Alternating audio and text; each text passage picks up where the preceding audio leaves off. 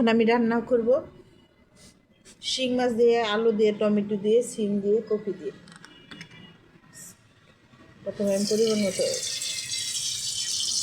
তেল দিয়ে দেবো পেঁয়াজ কুচি,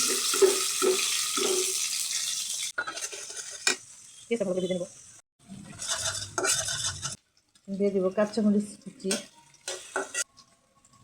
অল্প পরিমাণে আদা দিয়ে দেবো মরিচের গুঁড়া,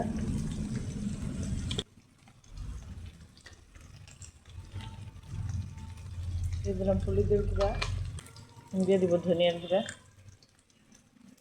দিয়ে দিলাম অল্প পরিমাণে পানি, দিয়ে দেবো স্বাদ মতো লবণ।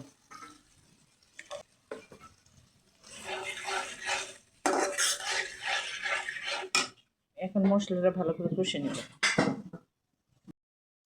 আমার মশলা কষানো হয়ে গেছে, এখন আমি সবজিগুলি দিয়ে দেবো।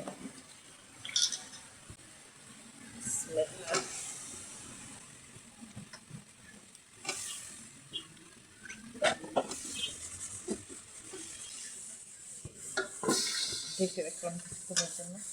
এখন আমি মাছগুলি ছেড়ে দেবো।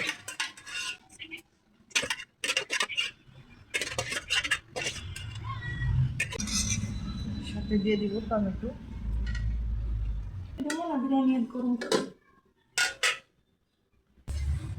আমার সবজি সিদ্ধ হয়ে গেছে, এখন আমি ঝোল দিয়ে দেবো। পুরো ঢেকে রাখবো কিছুক্ষণের জন্য। এখন আমি ধনিয়া পাতা দিয়ে তরকারিটা নামিয়ে ফেলবো।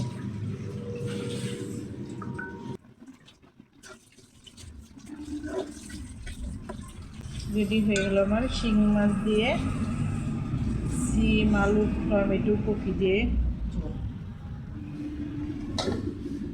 এখন আমি চুলাটা বন্ধ করে দেবো।